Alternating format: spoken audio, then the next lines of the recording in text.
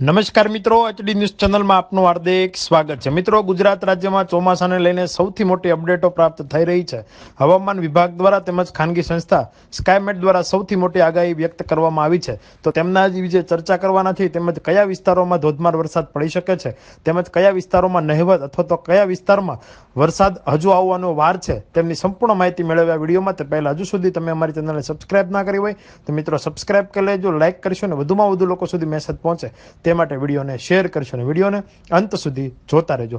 મિત્રો, ચોમાસાના વરસાદનો પહેલો રાઉન્ડ હાલ ખૂબ જ ટૂંક સમયમાં આવવાની શરૂઆત થવાની છે। મિત્રો, ખરેખર હા પ્રી મોન્સૂન એક્ટિવિટી સંપૂર્ણ રીતે પૂર્ણ થઈ ચૂક્યું છે અને ગુજરાત રાજ્યમાં વરસાદની ધમાકેદાર એન્ટ્રી થવાના એંધાણો પ્રાપ્ત થઈ રહ્યા છે। હાલ ઘણા વિસ્તારોમાં વરસાદના ઝાપટાઓ સ્વરૂપે વરસાદ પોતાનું સ્વરૂપ દેખાડવા માટેના ચિહ્નો બતાવી રહ્યું છે। ત્યારે મિત્રો, ચોમાસાની શરૂઆત ખૂબ ટૂંક સમયમાં ખૂબ સારી રીતે થવાની એંધાણો હવામાન વિભાગ દ્વારા તેમજ ખાનગી સંસ્થા સ્કાયમેટ દ્વારા પ્રાપ્ત થઈ રહ્યા છે। મિત્રો, હવામાન વિભાગ દ્વારા આજે સ્પષ્ટપણે માહિતી આપવામાં આવી છે કે હજુ 3 થી 4 દિવસ સુધી વરસાદ ખૂબ જ મધ્યમ વરસાદ, ધીમો વરસાદ તેમજ અમુક વિસ્તારોમાં ધોધમાર વરસાદ પડવાના આગાહી વ્યક્ત કરવામાં આવી છે। તેમજ સ્પષ્ટ કહેવામાં આવ્યું છે કે દક્ષિણ ગુજરાત અને સૌરાષ્ટ્રના અમુક વિસ્તારોમાં વરસાદ પડી શકે છે, પરંતુ મધ્ય ગુજરાત અને અમદાવાદ જેવા વિસ્તારોમાં નહિવત વરસાદની પણ આગાહી હવામાન વિભાગ દ્વારા સ્પષ્ટપણે કરવામાં આવી છે। હાલ અમુક વિસ્તારોમાં ખૂબ સારો વરસાદ પણ જોવા મળી રહ્યો છે, ત્યારે અમુક વિસ્તારોમાં પાણી